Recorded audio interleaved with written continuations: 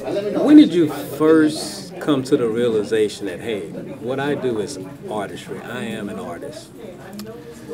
I believe it was in the sixth grade. I had a teacher tell me to draw a circle on a piece of paper. And she said, if you can draw a perfect circle, you're most definitely an artist.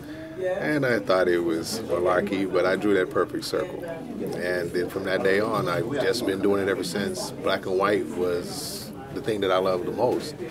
And I stuck with that for quite a few years. And finally someone introduced me to color pencils, and then I got into painting with oil paints and acrylics, and it just developed. I really just started painting some 5 years ago. Okay. Good.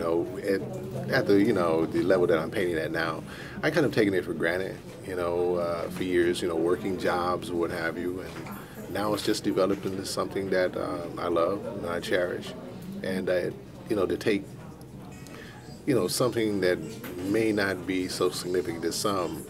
And it's kind of like using Photoshop. You capsulate it, you crop it, what have you, and you bring the emphasis to what you're trying to, portray or, convey to other people. And it's been something that I've taken to another level, by being at the center also, and showing children that they don't have to just stay with realism because it gets frustrating. To try to draw a person's head or trying to draw a car or whatever you're trying to draw, just doing, things like Jackson Pollock, abstract. It gets them interested. And once they're hooked, they want to develop. They want to go further, and it's, I don't know. I've taught plenty of people to draw over the years, but as, an artist, I knew I was an artist, but I never thought I would actually become that. I met an interesting lady once in junior college.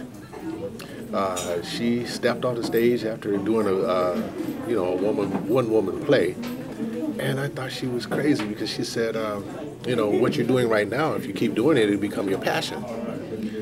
I felt this old lady don't know what she's talking about. She's crazy. She's out here doing a play. The play was great. We enjoyed her, but it's 30 years later.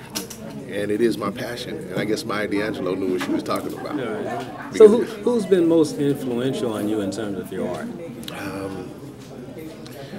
I don't think there's any one. It's like I said, wine is something that, we drink inherently. People drink from time to time.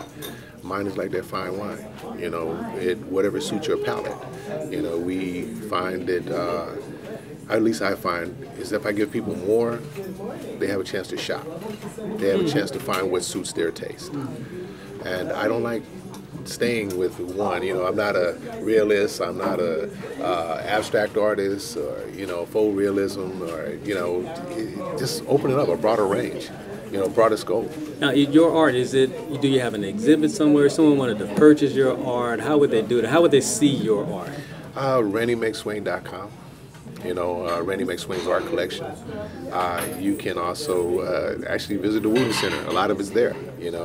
Children enjoy it. It creates an ambiance for them daily, from the tutorial room to the waiting room.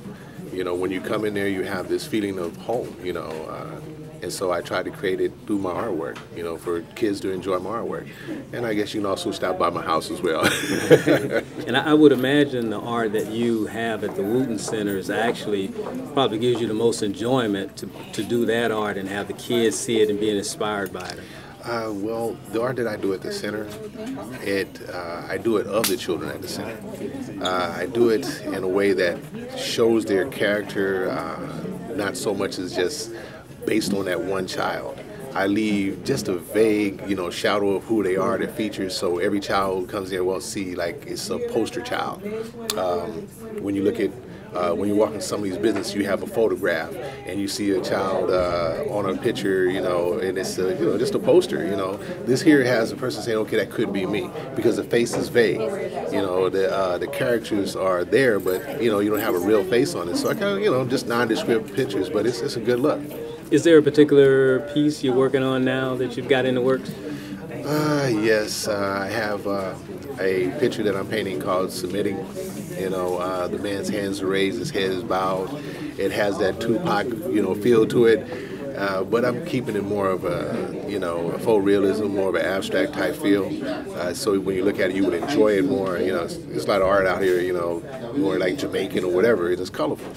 So I'm not trying to be so realist with this, trying to give it a little bit, make it a little fun, you know, loosen up a little bit, you know, play on colors, you know, play on shapes, you know. It's something new for me.